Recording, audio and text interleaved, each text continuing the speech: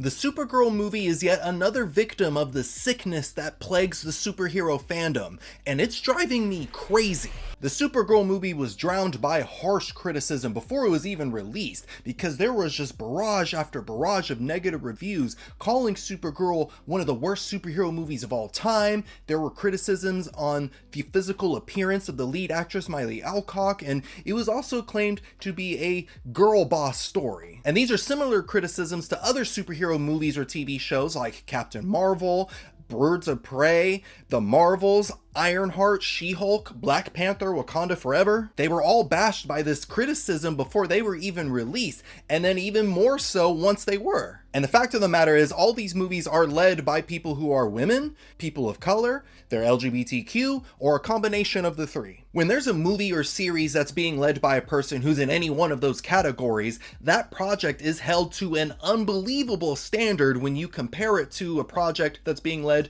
by a straight white man. Which means it either has to be a masterpiece or it's gonna get dragged through the mud. Like, there is no room for error. Like, there's no way that it can just be an okay movie. It's always awful. And then these so-called fans who always scream the loudest go online and just vomit up their false anger. And then the average fan who isn't really into superheroes like you or me will see these criticisms and be like, oh, I guess it's not that good at all. And then not watch the film for themselves. They don't get to experience it. And then everybody gets upset and wonders why we keep having 47 Batman, Superman, and Spider-Man movies instead of getting a movie or a show about a new hero. And that's why these big studios won't take risks anymore. They won't put in effort on new characters, new stories, and even if they do, they put as little into it as possible because of these people getting angry. And then these false fans end up creating this self-harming cycle within our fandom.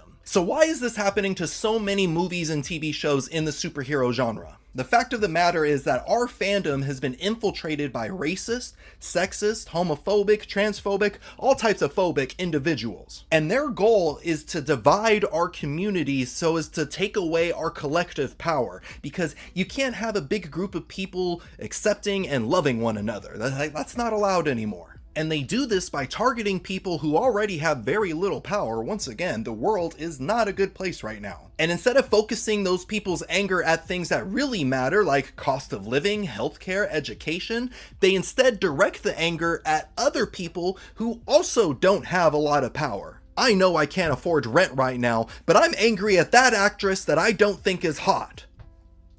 And then the powers that be profit off of that anger. And you see this a lot in the real world. Like, think of people like Charlie Kirk or Ben Shapiro. And heck, if you go on YouTube and just type in Supergirl review, Ironheart review, you'll see it for yourself on all those angry looking thumbnails. And you don't just see this in the superhero fandom. You see this in Star Wars, in video games, heck, even in sports. These angry people take all the fun and joy out of the community and give the rest of us true fans a bad name. So what do we need to do as a community? I think we need to expel this sickness from our fandom and follow the examples of our favorite superheroes and create a safe and welcoming community for everyone, regardless of race, gender, religion, or orientation. Because we all deserve to experience the amazing stories that the superhero genre has to offer. And you can't be a fan of the X-Men but then act like Senator Robert Kelly in real life. Like, that just doesn't work. But Alex, how do I know what I'm looking at isn't genuine criticism? And that's a fair question, because us superhero fans are very passionate. We let you know whether if we like something or really didn't like something. And I'm not saying you have to enjoy every single thing that comes out. But there is a difference between valid criticism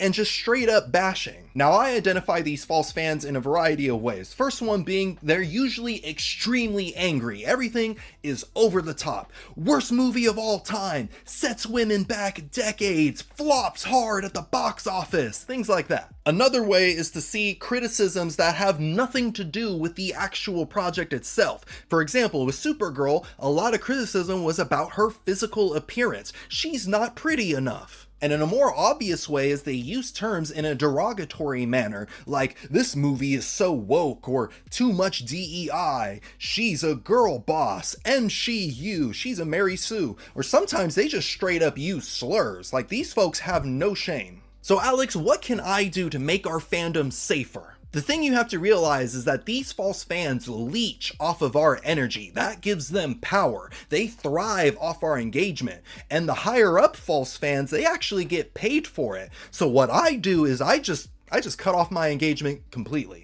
You can't change the mind or debate someone who doesn't see you as a human being. So don't even try. As soon as I see any comment that's just like, this movie was too woke, she's such a girl boss, block. If I see any YouTube video that's like, woke feminist movie flops at the box office, I just click on the not interested in channel icon. I don't want to see that channel anymore. I'm not going to give up any of my peace and joy for that sickness. It has no place on my channel. It has no place in our superhero fandom. So it can just stay outside of it and rot for all I care. Once again, you don't need to like the things that I like. My favorite superhero is going to be different than your favorite superhero. But the fact of the matter is, there's going to be a respect between us. I absolutely despise the Snyder DC movies, but I know a lot of people that love them. I disagree with their opinions on it, but I'm not gonna bash them or bully them for it, so long as they don't do that to me. So at the end of the day, have your own opinion, so long as your opinion doesn't impede on the existence of other people. It doesn't matter if you're a person of color, if you're a woman, if you are a part of the LGBTQ,